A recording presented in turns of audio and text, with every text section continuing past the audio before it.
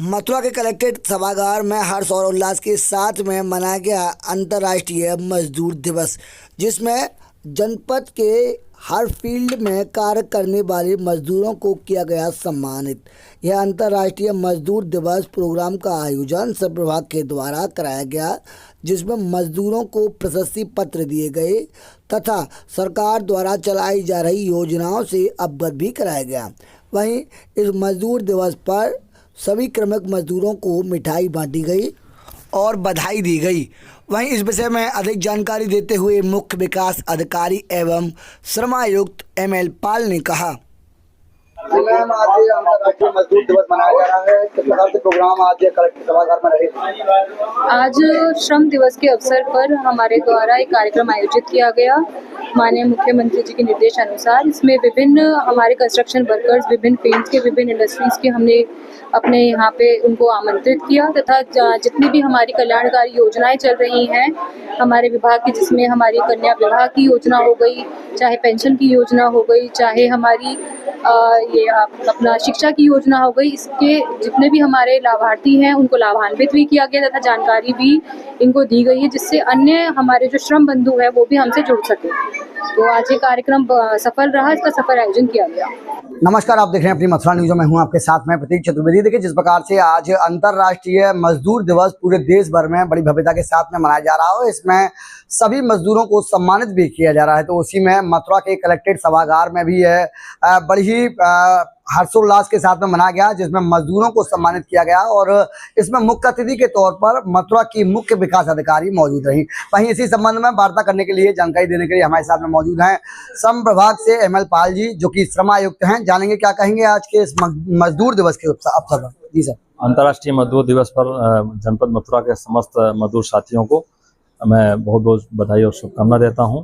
साथ ही अपील करता हूं कि इन उद्यमी साथी हमारे जितने हैं, चाहे कंस्ट्रक्शन में काम लगे हुए, चाहे इंडस्ट्री के हमारे उद्यमी साथी हैं, ये अपने मजदूरों के साथ एक अच्छा व्यवहार रखें और दोनों मजदूर और श्रमिक, उद्यमी और मजदूर दोनों मिल करके जनपद के बेहतरी के लिए अच्छा काम कर सकते हैं।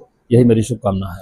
तो सर, जिस प्रकार से प्रत्येक बिल्डिंग में एक मजदूर की महत्वपूर्ण भूमिका होती है और पूरे शहर के निर्माण में एक महत्वपूर्ण पत्थर का रूप में ये मजदूर साबित होते हैं, वहीं आज मजदूर दिवस, अंतर्राष्ट्रीय मजदूर दिवस मनाया जा रहा है, तो किस प्रकार से मथुरा में इसमें कार्य किए गए?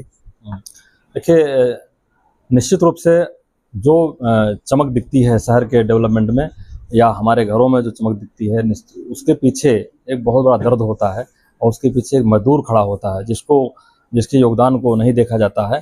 अगर मजदूर काम न करे तो यह चमक शायद दिखेगी नहीं।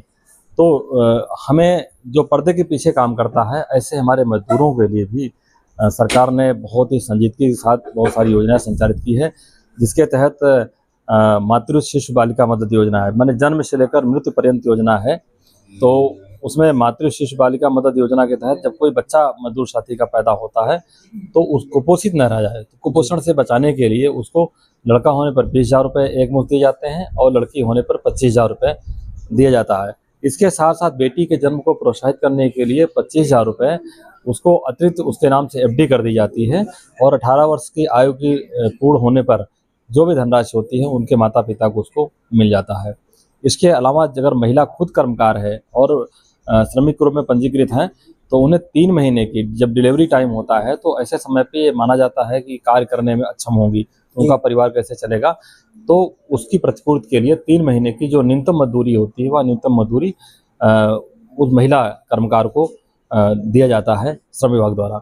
इसके अलावा जब बच्चे बड़े होंगे तो उनको स्वतंत्र शिक्षा की ज़रूरत पड़ती है, तो शिक्षा उनका बाधित न हो उसके लिए स्वतंत्र विदा शिक्षा प्रोत्साहन योजना चलाई जा रही है। इसके तहत कक्षा 1 से लेकर के उच्च शिक्षा तक बढ़ते क्रम में इस स्कॉलरशिप का प्रावधान है, जिसको संपूर्ण औपचारिकताएं पूरी करने के बाद, उनकी जांच परख के बाद उनके बच्चों को हम उपलब्ध कराते हैं।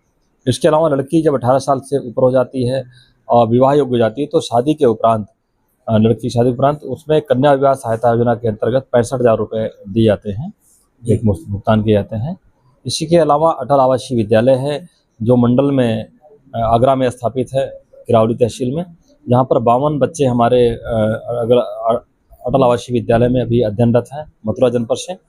और नवोदय विद्यालय की तर्ज पे विद्यालय संचालित किया जा रहा है। तो मैं आपके माध्यम से अपील करना चाहूँगा कि मजदूर साथियों से कि अधिक से अधिक अपने बच्चों को अच्छे से पढ़ाएं, ताकि एक बहुत अच्छा, बहुत बढ़िया विद्यालय है जिसमें बच्चे का भविष्य संवर सकता है, उसके योग्य बनाएं कि बच्चे का एडमिशन अटल आवासीय विद्यालय में हो सके। इसके अलावा मृत्यु विकलांगता सहायता योजना है, जिसके अंतर्गत किसी वर्कर की सामान्य मृत्यु हो जाती है तो सामान्य मृत्यु की दशा में 2,25,000 रुपये एक मुश्त दिए जाते हैं, और दुर्घटना से किसी वर्कर की मृत्यु हो जाती है तो 5,25,000 रुपये, इसमें 25,000 रुपये उनको एक मुश्त दी जाती है और 5 लाख रुपये की धनराशि MIS योजना के तहत उनको मिलती रहती है।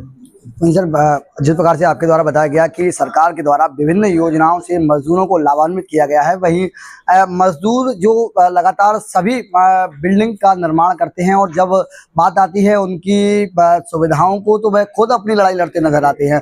तो ऐसे में अब सरकार के द्वारा किस प्रकार से मजदूरों के जो पारिश्रमिक मिलता है उसके लिए महत्वपूर्ण कदम उठाए जा रहे हैं?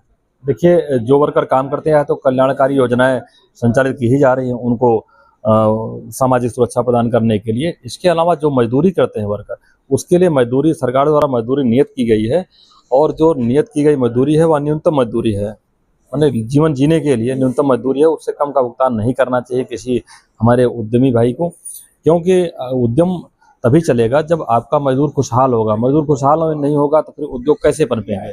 उद्योग अच्छी तरीके से प्रगति करें, उसके लिए मजदूर का खुश रहना जरूरी है।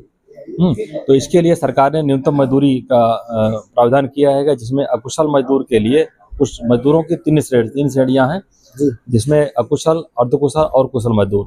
अकुशल मजदूर के लिए 13,006 रुपये मजदूरी निर्धारित है, अर्धकुशल के लिए 14,306 रुपये और कुशल मजदूर के लिए 16,025 रुपये निर्धारित हैं, जिसके तहत उन्हें भुगतान किया जाना उद्यमी की प्राथमिक जिम्मेदारी है। इससे कम का भुगतान नहीं कर सकते। इसके अलावा अगर किसी से 8 घंटे से अधिक काम लिया जाता है तो उसका अतिकाल के लिए ओवर टाइम का भुगतान डबल रूप में, अगर 1 घंटे काम करते तो उन्हें 2 घंटे की सैलरी दी जानी चाहिए।